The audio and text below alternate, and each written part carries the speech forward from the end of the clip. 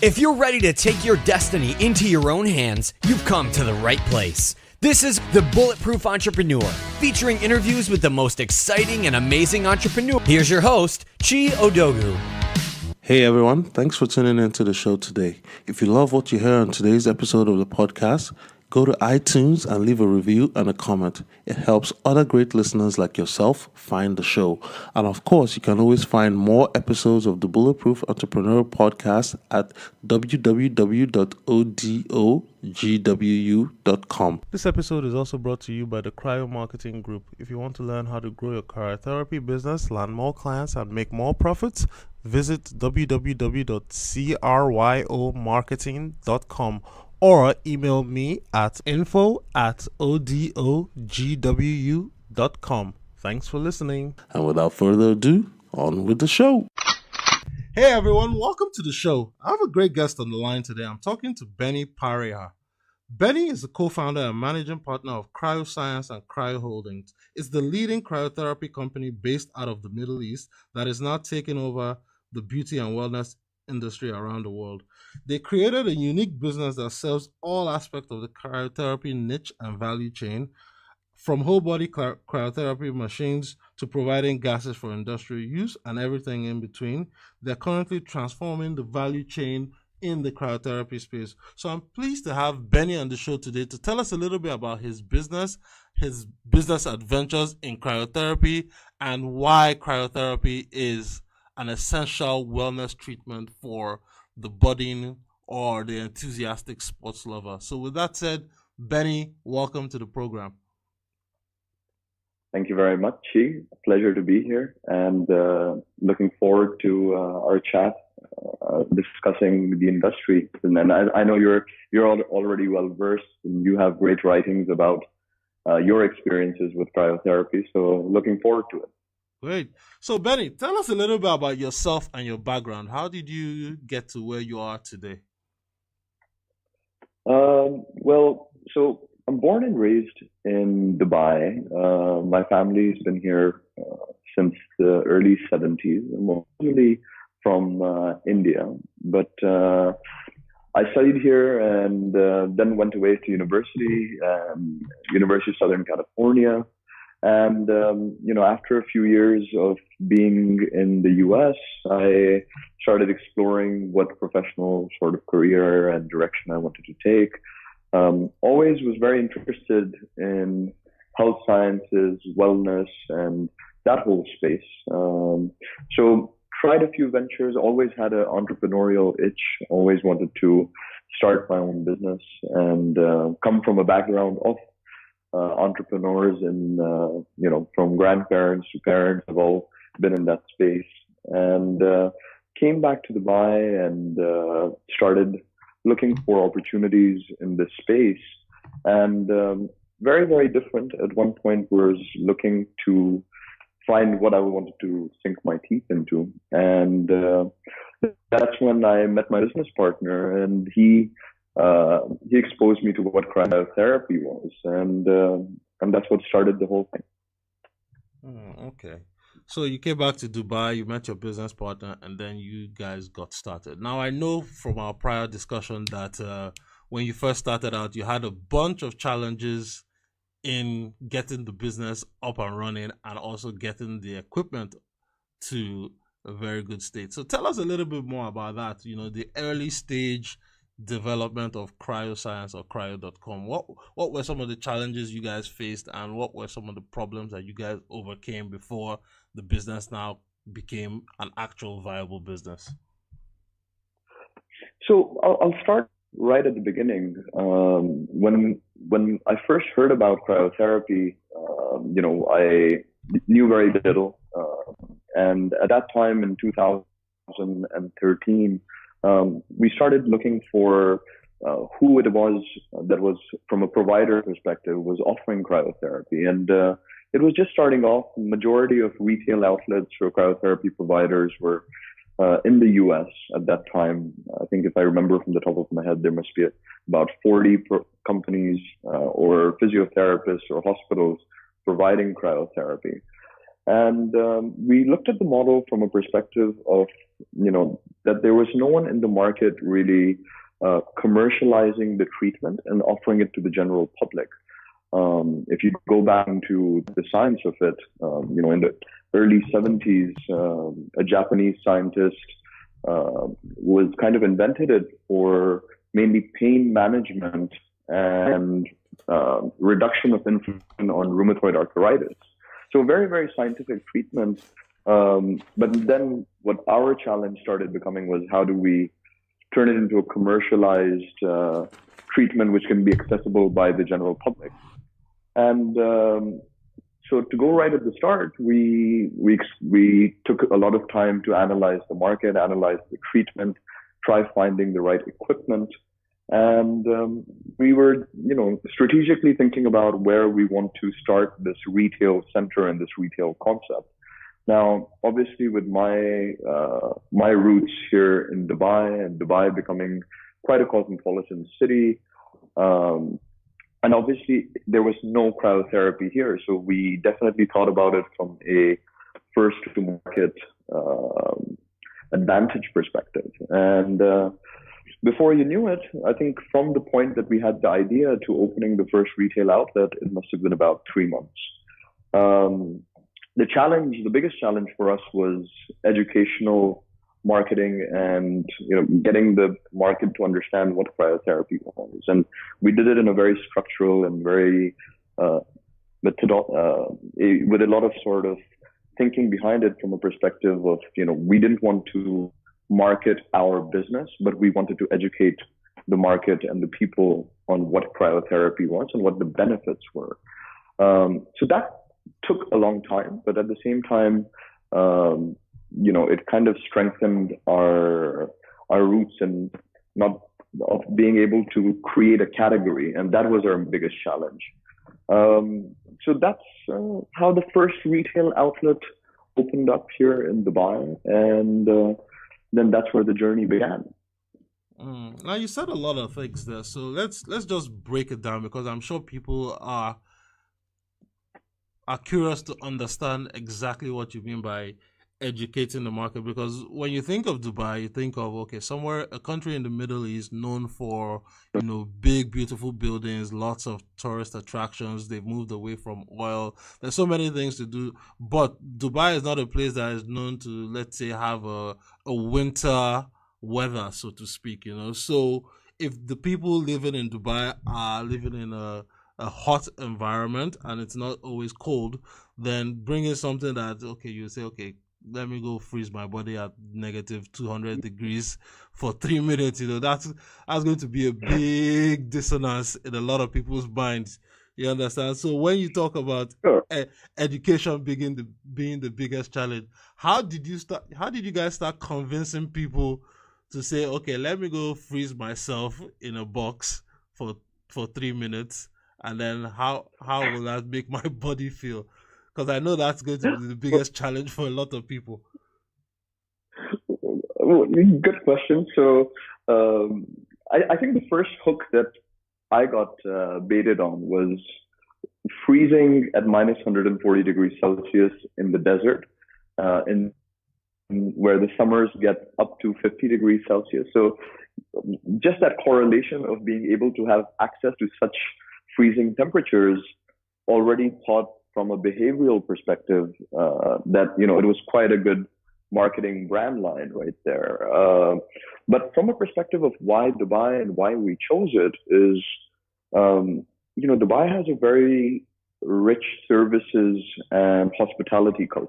Yeah. A lot of 5-star hotels, we have a lot of expats, we have, it's kind of become quite a destination for not just tourism, but even for medical tourism. And when we thought about it from a perspective of education, majority of what you see right now, the market being is, just, hey, let's buy a machine and let's start a cryotherapy business. We thought about it in a different way, and we kind of reversed it from a perspective of saying, look, we're in this for the long haul. We want to create it into a retail, scalable business. So actually, one of the first things we did was invest into a very, very strong PR company, and PR companies which were representing hospitals and Cleveland Clinic and things like that, and started saying that, look, we do not want press saying that, oh, cryo health now opening in Dubai. We want PR for the treatment itself. And what we would do is, prior to opening, while the construction was going on for about 3 months, we started flooding the press with articles saying that these are the benefits. Recovery, pain management, wellness are things that you can experience from using cryotherapy more regularly. And that's actually what a lot of the PR was generated around. And then what that allowed was, it allowed us to be a little bit more validated and believable, rather than saying that, hey, now we have a machine that freezes you and please come to the business.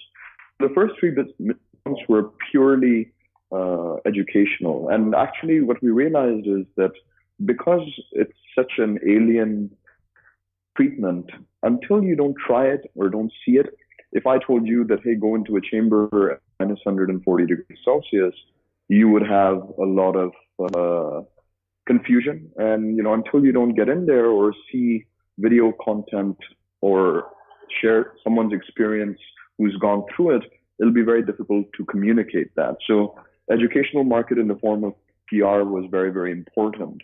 And that, of course, is exponentially more important when it's in a market which it doesn't exist, if that answers your question.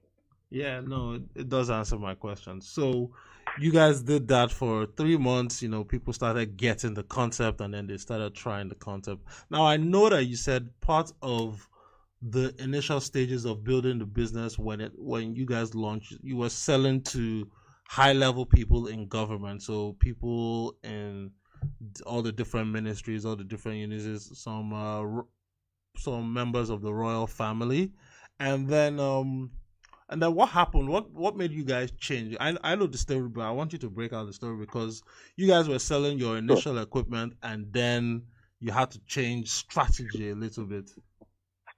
Sure. So actually, this was something that we didn't really anticipate. We were purely thinking about it from a retail offering and, growing the business through opening more retail centers. But very early on, and especially because we chose a very strategic place for our first location, which was underneath in a building here in Dubai called Emirates Towers. It's under the Prime Minister's office.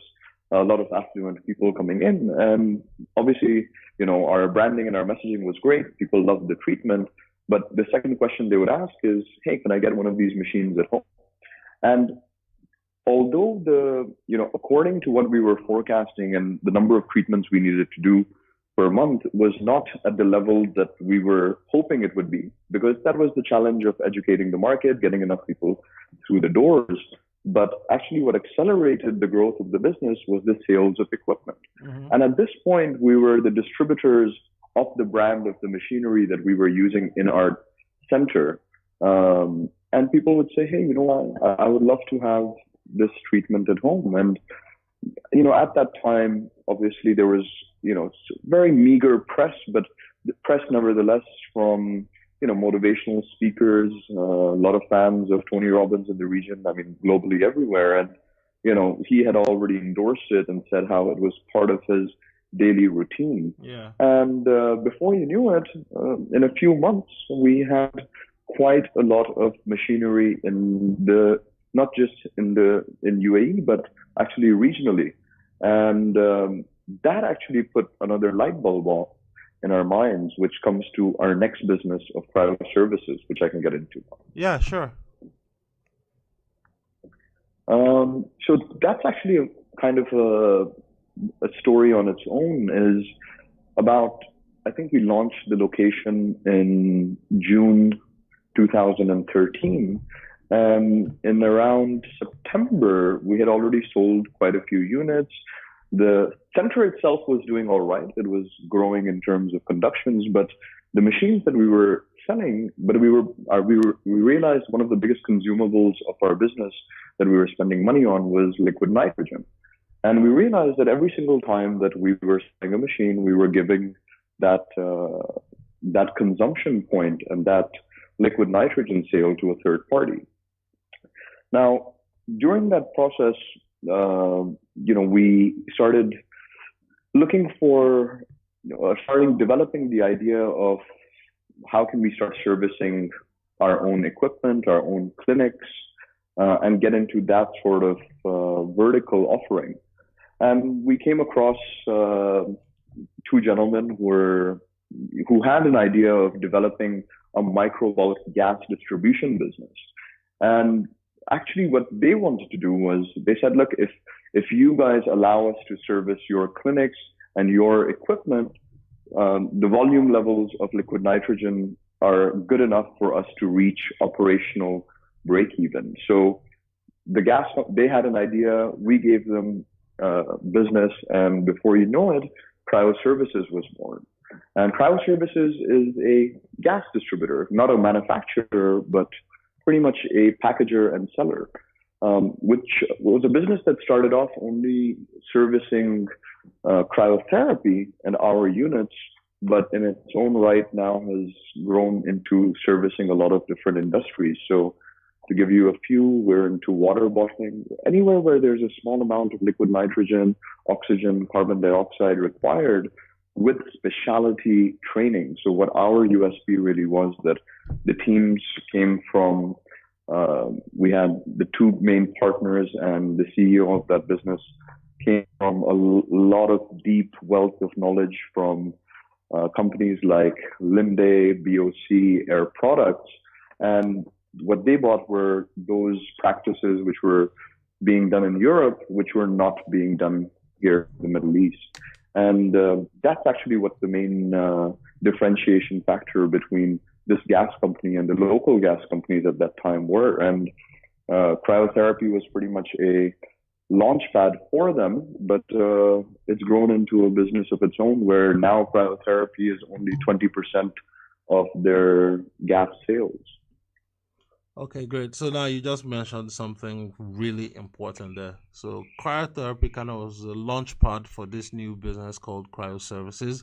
So I'm pretty sure that in as much as you guys were distributing the gases, there must have been pre-existing competitors in that industry, correct? Correct. Yeah. Correct. So you mentioned your USP.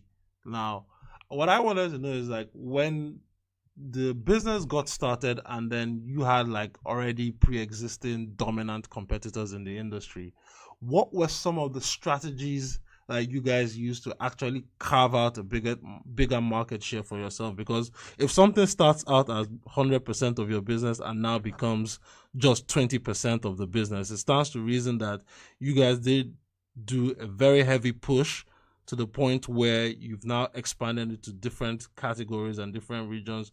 So you're not playing in your original niche anymore. You've taken away market share and you've taken away business from pre-existing competitors. So what were some of the strategic or the tactical actions you guys took to start, growing and spreading the business like you did?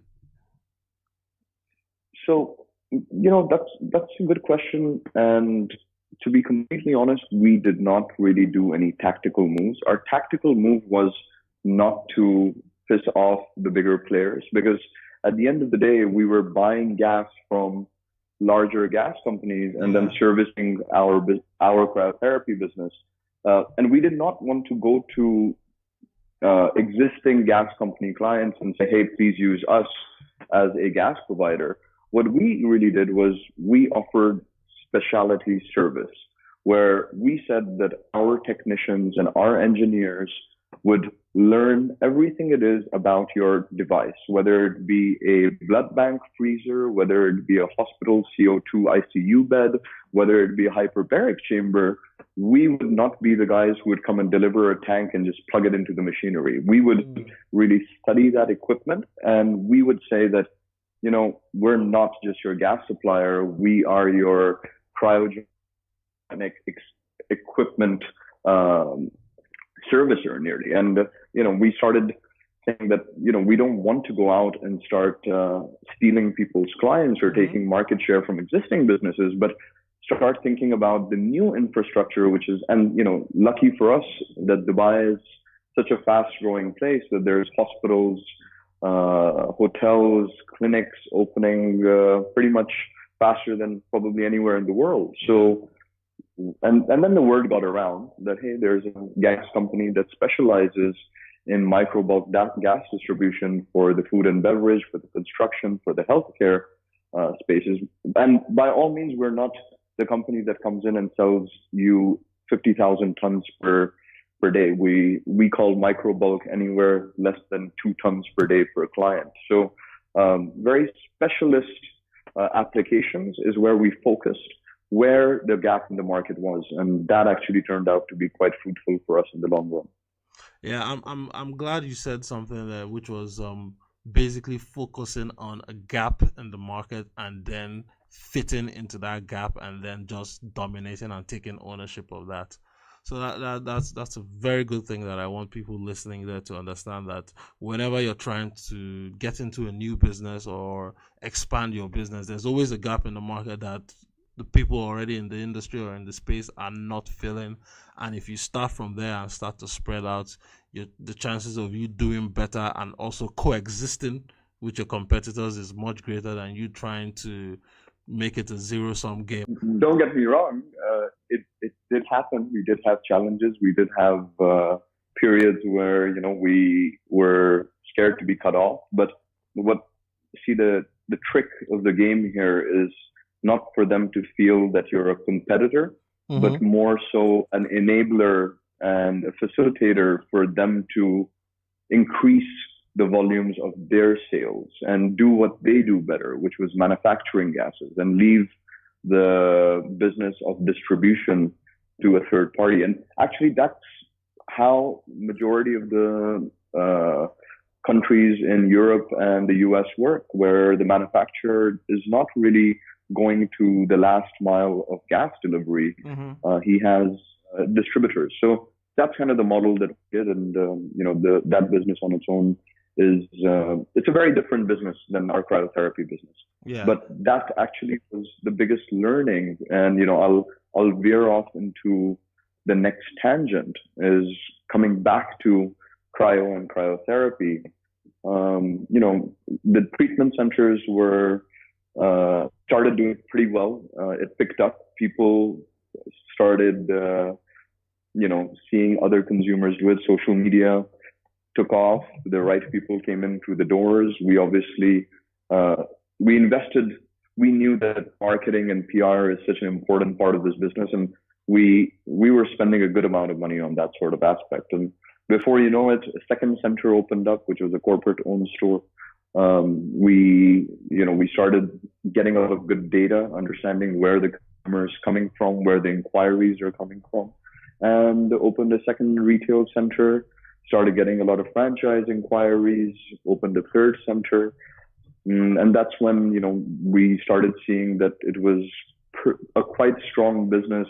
And in order to be able to scale it, we needed to fuel the fire with funding. And that's actually where we had our first round of funding, and then thought about it from a more foundation point to taking a little bit more global. You mentioned two things there. So the first one was, so up until this point, you guys were funding the business with your personal funds and also cash flow generated from the sale of equipment and just general cash flow from the business, correct? Correct.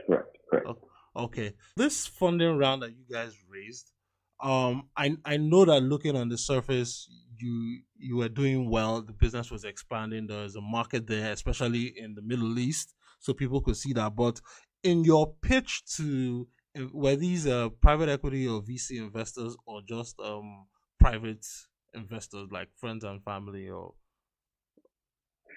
to be completely honest, we were not looking for funding. Overall, the way that the business was positioned, the PR that we were receiving, by this point, the gas company was already set up. So 2 verticals had already been set up. Although the revenues were not as large as we would have possibly wanted. But overall, because of kind of having our tentacles into various businesses, it started looking quite large. And we were actually quite lucky that someone came to us and said, "Hey, we love what you're doing, and how can we be involved?"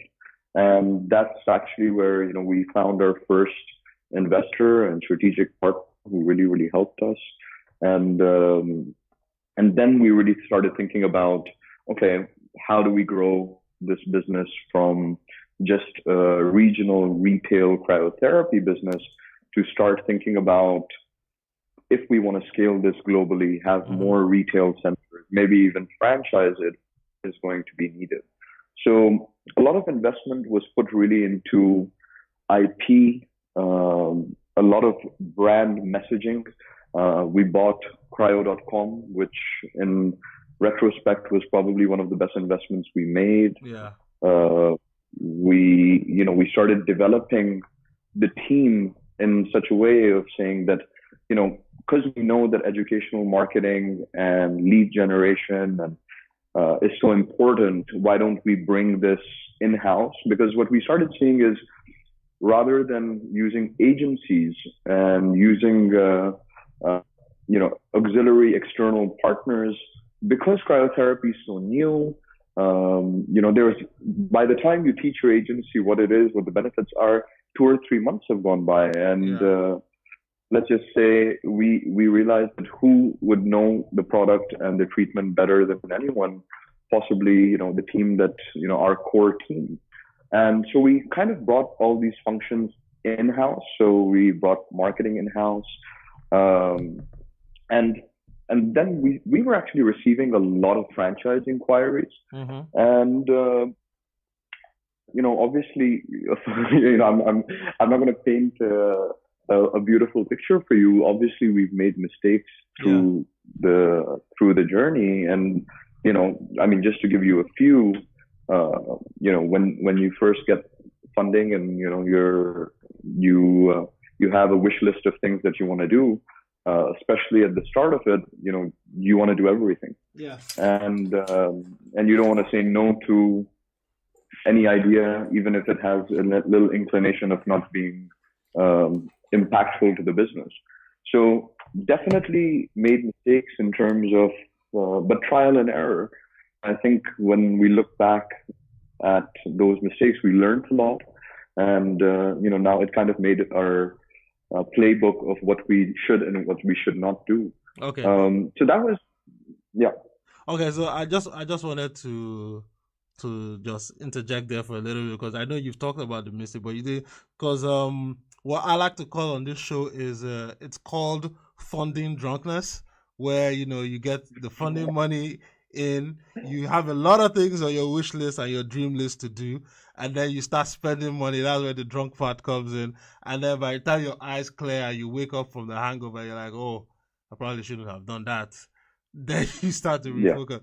So what were the 1 or 2 biggest funding drunkenness escapades that you guys experienced? Well, developing divisions within the business which maybe were not needed, because we saw that equipment sales was such a great revenue generator, great margin generator as well, that we said, let's develop a sales team just for equipment sales, and let's implement Salesforce. Let's bring in a CRM that captures all the data. But realistically speaking, it wasn't. There weren't that many people regionally, first of all, looking for cryotherapy devices. I'm talking about 2 years into the business. So possibly everyone who could have afforded one for their home, or we had already sold to. So that was definitely something that.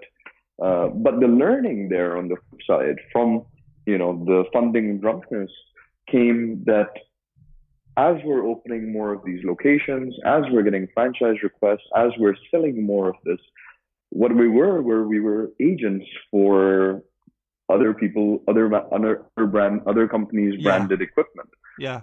And that's actually where our third light bulb went off. And I'd rewind a little bit, and actually when we first had a touch point with that first machine that we ever used, the first cryotherapy sauna. The first thing, I have a little bit of a technical background, and I looked at the machine and I told my business partner, Kai, listen, this machine, they're charging us an arm and a leg. I can tell you the manufacturing cost of this unit, not that, just from looking at the components of it.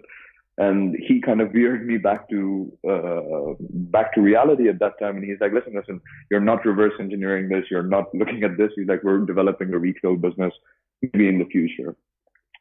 Now, so what we started doing is once we had all these franchise requests from all these different countries, we said, first we need to develop a pretty strong franchise team. But what we need to start thinking about is, if we franchise to other countries, what would the franchisee be? What value and what purchase would they be making from us other than our know-how, right? We were always selling them a third-party equipment. So we started looking at a lot of franchise models, started looking at what are the different services and products that we can leverage into the franchisee's purchase. And obviously the equipment was at the center point of all of this. Yeah. That's actually where, the seed for manufacturing of our own devices came into. And not just because of our retail business, but our gas business, because we were delivering the liquid nitrogen to our devices, because we were selling all different types of equipment. We understood what the efficiency levels were, how to reduce your cost per session. We understood that at this point, we were doing more cryotherapy sessions than possibly anyone in the world. So that came with a lot of commercial knowledge, right? We knew that, hey, if we set up and we do our scheduling at our centers in a certain way, our cost for liquid nitrogen goes down by 15%. We knew what the consumer wanted in terms of, kind of key metrics that they would have liked. So we had a wish list where we said, hey, wouldn't it be great if the machine told you the client's heart rate? Wouldn't it be great if it could be customizable? Wouldn't it be great if there was gamification in there? So the gas company and the retail business really gave us such great data into going into the next vertical of manufacturing.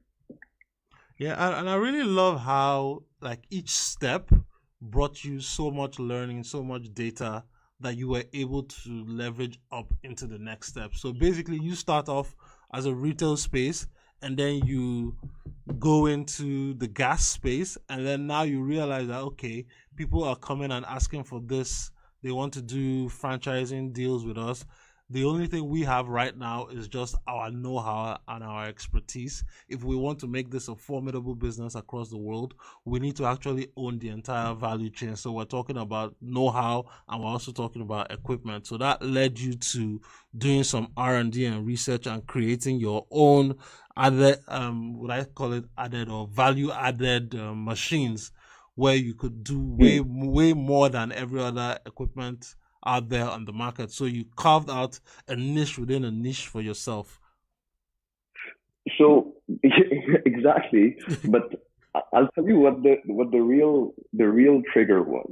As we were growing, and when we started, looking at the possibility of this business, what we realized very, very quickly was that what was going to be detrimental was, let's go back into the science of how this equipment works. Yeah. You're pretty much trying to get to certain temperatures, which pretty much allow physiological reactions within the body. So usually, from the research that's out there, anywhere between minus 110 to minus 160 degrees Celsius, for anywhere between a range of 2 to 3 minutes being temperature, causes a physiological reaction. Your metabolism increases, Yeah. your inflammation goes down. Not like an ice pack or a plunge pool, but from a more technologically advanced perspective. So the main raw ingredient here is liquid nitrogen. And traditionally, saunas, the one that you usually see in, the mainstream media where someone's head's popping out, and, they're over this cloud of vapor, that's called a direct liquid nitrogen injection system. So it's pretty much, these machines are connected to a liquid nitrogen tank. The liquid nitrogen tank goes through pipes, it vaporizes into air, into pretty much a gaseous format of nitrogen, and that's what the client is exposed to. So when we had a gas company, actually one of the first meetings that we had with our now partners from the gas company, they're like, look, this is fine, but the majority of major gas companies around the world, I'm talking about, your Air Products, Linde, BOC, these guys are not delivering gas to the system. And we're like, why? They're like, look, there's a red flag because there's huge amount of risk where, at the end of the day, if someone ducks down and breathes that nitrogen, that, highly concentrated nitrogen, there's a chance for them to be asphyxiated. Yeah. And pass out and even die. And we knew those dangers. And we said, you know what, everyone in the industry is going on this way. We need to train our operators to make sure that the client does not do anything which puts them in danger. But at the end of the day, risk mitigation is something we can only do so much from processes, right? At the end of the day, if we can make the technology safe, it lets our investors, it lets our franchisees, it lets the clients be more at ease about the treatment. Yeah. And, at this point, we had this at the back of our mind, and then as the business was growing, more machinery was going out, and that sort of thing started building up. And we were like, you know what? We need to invest into better machinery and system. Now, that being said, there were devices out there so here I'd like to make the differentiation between a sauna and chamber. Sauna is the one where your head pops out and you're into a liquid nitrogen injection unit. And the chambers are the larger units in which you see sports teams of 3 people going in at the same time. Yeah. Now, the larger units are safe. You can breathe in there. There are no dangers whatsoever from a asphyxiation perspective. And although those systems existed, the problem was that because they were larger units and people were not being able to use it commercially, because every single time you want to do one session, it consumes a lot of liquid nitrogen. So from a commercial perspective, you switch it on, hey, Chi, pop into the machine, $75 with liquid nitrogen being consumed. Yeah. So us being commercial providers, we understood that, that doesn't work. The sauna, the reason that the cryo sauna is selling like crazy around the world is because it's a very simple and cheap device. You invest $50,000 and you press start and stop, and it really depends on what price you're paying for liquid nitrogen, but it's a very, very simple entrepreneurial business to start. Mm-hmm. And that's what we saw as, why would someone, and the larger machines were not cheap. They were going anywhere between $120,000 to $250,000. Now, let me also say that liquid nitrogen and gas is not the only machinery out there. There was also electrical units out there, but which were much more expensive, and they did not get to the temperatures that our research had said that you needed to get to. So, and those electrical machines were expensive. They were out there, but not scaling the way the saunas were. So that's a little bit on, the science of cryotherapy. And then I can, tell you a little bit more about cryoscience, which became our third pillar. Yeah, no, and I like how you dove deep into the science of it, just because, especially since you were selling to members of the royal family, you didn't want to have any mishaps that would lead to the death of somebody in the royal family, and then that just becomes very bad news for you and your partner. So it's good that you guys were able to start looking into the equipment itself, figuring out what will work, what wouldn't work, how cost effective it would be from the pockets of the clients as well as from the usability perspective, and then start working on the machine that you have today so that you can have a well-rounded machine with enough safety features to ensure that no accidental injuries would occur because of wrong usage. Yeah, definitely. But me and you are making the whole process sound quite simple, and but that's not how it really played out. We weren't thinking about developing our own manufacturing business at all. Yeah. We already were. We didn't want to keep reinvesting into new verticals. Our shareholders were also saying that, look, so to give you the story, how it worked was, we identified some cryotherapy equipment manufacturers who had the larger units, and we had a design in mind. We had a consumption amount in mind, and we went pretty much on a shopping trip, if you want to call it, and started telling these companies that, hey, look, we're looking to develop this single person cryotherapy chamber. These are the numbers that we want. This is the consumption amount it should have. These are the kind of the features we're looking for, and this is our extensive Christmas wish list. And a lot of them looked at us and they were like, okay, yeah, we can come back and start developing it. So we initially had only thought about kind of PM or white labeling a certain device from another manufacturer, but that's when we realized that no one was thinking about this business from this scale. And we did a lot of research. We got outrageous quotes, and we weighed all the options, and we made a strategic call on saying that, I think we can do it better. All the manufacturers out there.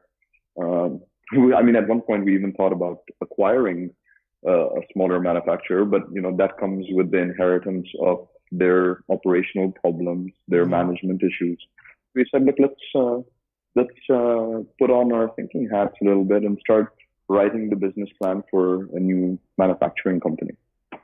So what was the reception like? And then the next question will probably be, when it comes to franchising is a whole different animal on its own, because different countries have different rules of franchising. And then you're now expanded from the Middle East, you've entered Turkey, you're in Lebanon, and then you're working on your center in the United States. So tell us a little bit about, A, what the reception was like, and then B, getting into franchising proper, how you guys are thinking of taking it on.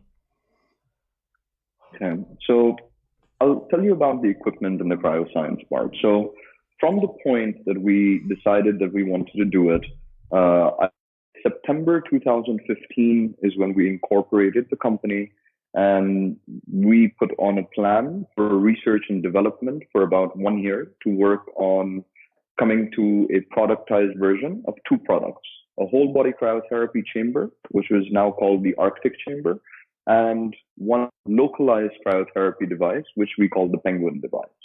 And those are the two only units that we wanted to, look into. And remember, the main want over here and the main thesis of why we wanted this product was to be able to have a better system for our retail outlets and our eventual franchisees. So, the research and development plan, I'm sure a lot of people would know that they never go according to timelines that you preset on them. Yeah. And this is a very scientific process, right? although maybe we got to our machinery, but then consumption, then we had, because it hadn't been done before. We were taking a technology which was out there and then trying to compact it into a smaller device to be able to fit into the design that we had in mind. So it was a process, pretty long process. We launched it and we showcased it at the London Rehabilitation Show at the O2 to kind of just get people's feedback, our partners' feedback. They loved the design, they loved the experience in there. But other than the experience, there was a lot of commercial things on how much the machine is eventually going to cost, what consumption amounts of liquid nitrogen is it going to have. So we were delayed about, I would say, 6 months. Started shipping out, and funny enough, we started realizing that, there is a market for people looking for this device, because it was in the more expensive side of the stratosphere. I would say that the saunas would be at the cheaper side, and the larger chambers and the electrical machines at the higher side of about $150,000. So we were sitting kind of right in the middle of around $72,000, $75,000 MSRP. But all of a sudden, coupled with the power of our domain and a great marketing team, we started advertising the unit, its advantages. And the biggest advantage was not putting the client in harm's way, and to put them in a breathable environment. And, by this time, to just give you a timeline of how things had progressed, in 2013, there was 40 cryotherapy providers worldwide. Now, only 4.5 years later, there's 125 centers that provide cryotherapy. So, and from 40 was exponentially increasing. Mm-hmm. So the market for cryotherapy was booming. And that's when we started getting a lot of inquiries for equipment. And that's when we said, we're like, this is a business of its own. And, we need to think about not just servicing our retail and our franchise and our sales business. The whole world is going from a cryotherapy perspective, and they're looking for a better device. And, we can pretty proudly say that, right now, if you look at the ecosystem of manufacturers and equipment, I think we have the safest device, one of the most efficient devices from a operation liquid nitrogen consumption perspective, and then from a design perspective. So it just came a recipe, and right now we're sold out till the end of the year. And now that comes with new challenges as well. The manufacturing is based out of Wrocław in Poland.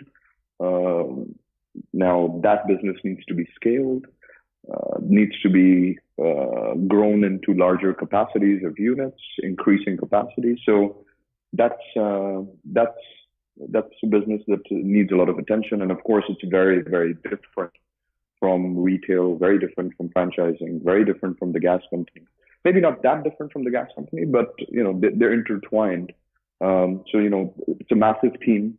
They have about 50 people over there between production engineers and research developers and software engineers. So very different sort of, that was a journey of its own, but we have a great team. We have a great CEO over there who came with, a lot of rich history of working on cryogenics, building teams, building products, getting the approvals. He's at the center of what we were trying to achieve. And, now that team never imagined that, the demand and the number of units that we would be asking for them would be this high. So that business is scaling quite a lot. So we're now looking at that place in Poland being more of a research and development for future product pipelines. So mobile cryotherapy, animal and veterinary cryotherapy. So, it gives, and our gas company gives us great ideas, right? Wherever we start selling a lot of gas and we start seeing that as metric on KPIs of, hey, food and beverage industry and molecular gastronomy is on the up.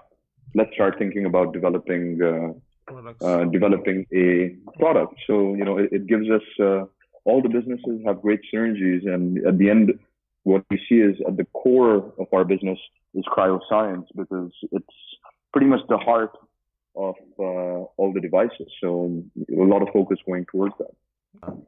And I guess my last question for the show would be, what's the future for cryoscience, cryo.com? I know you guys have done so much up until this point, but you're also in the process of doing even much more. You're expanding into the United States. Like I said, you're building out your manufacturing capabilities. So in the, what I call it, the next 3 to 5 years, what do we have to look forward to seeing from you guys? Well, quite a lot. We really think that we've built the foundation for a pretty strong business for future growth. The foundations of the verticals are, as this industry is growing, we're really at the center of it, and we've made strategic investments into, wherever the industry goes, we're there. What we can expect over the next 3 to 5 years, I think, growing the retail business and having more people experience cryotherapy and its benefits is at the core thesis of our business. We would like to grow the industry and grow the space and have more people try it. How we do that is going to be through a balance of franchising and corporate-owned stores offering cryotherapy. As the equipment over the next 2 to 5 years becomes more affordable, as it becomes more efficient, as it becomes more cost-effective for the consumer, you'll see it grow faster and faster. My business partner always says that, over the next, let's say, 5 to 7 years, the same way you see a steam and a sauna in, a hotel or every affluent person's home, you will see cryotherapy being right there. And we're already seeing that happen. I think we're enabling entrepreneurs and business owners to integrate cryotherapy into their business, add a new revenue stream. So that's the enabling factor, which we really, really love is, we see stories like I write a monthly newsletter to our partners, and, we have distributors for cryoscience in about 15 countries. We have franchises opening in Buenos Aires and in Seoul. We just launched in Istanbul. We're opening in New York in January. So the retail concept is growing, the distribution network is growing, and our real responsibility is to grow it safely and to be able to educate the market on how great the treatment is. Great. And with that said, we've reached the end of the show. I really want to thank you, Benny, for coming to share your wisdom and your business acumen, especially in this cryotherapy industry. So personally, for me, I'm currently recording this in Lagos, Nigeria. So is there any plan to expand into Africa? Because I really would love to see you guys being the first ones here so that I can be the first person to try it, especially in my hometown. And then second, where can people reach you and learn more about you or get to know more about your business and maybe make some inquiries if they want to? So Nigeria is, when we look at the world map, we're seeing the ones, the countries which are growing. Nigeria is up there for us. We get a lot of inquiries for franchising, a lot of inquiries for equipment distribution as well. But I think we're still waiting to find the right partner. But yeah. But rest assured that I would say in the next 12 to 24 months, you would definitely be able to try cryotherapy in Lagos as well. And where you can find out about us is you can check out CRYO.com, our retail business website. You can find the closest cryotherapy center to you. And cryoscience, our equipment is cryosc.com. Cryoservice, our gas company is cryo.com. That's a little bit all on the business about me. I'm not a Twitter person just as yet, although I've been advised to be a little bit more active on Twitter. But you can find me on Instagram. It's Benny Parihar, BennyParihar, and I usually put a lot of updates on there on what's going on in our business and what's going on with life. Yeah, and you're also an avid photographer and videographer, correct? Hello? Yes, I do. I mean, I love photography. I love photography. I love videography. I love flying drones. But actually, the core of all of it is that we love traveling. And I'm usually the one who has extra baggage because I have my SLRs, my drones, and everything where I travel. And for me, one of the things I love doing is video editing, photography, and that's kind of my form of meditation. So you'll find me on weekends doing a lot of video edit projects. So you can find a little bit of my work on my Instagram. Check it out. If you want to get to know more about Benny, check out his Instagram page. I'll link to everything we've talked about in the show notes. That's cryo.com, cryosc, and I think cryoscience. So Benny, my friend, thanks for coming on the show. I really appreciate you spending the 1 hour with us to tell us a little bit about yourself and your business. Thank you so much, T, and good luck, and have a good time in Lagos. Thank you. If you love this particular episode of the podcast, please leave a review on iTunes. It helps other great listeners like yourself find the show. If you want to learn more about cryotherapy business, visit www.cryo.com. And also, if you want to learn how to market your cryotherapy business that you're currently running in order to land more clients and increase your profitability, send me an email at info@odogwu.com. See you next time on the next episode of the Bulletproof Entrepreneur Podcast. Bye.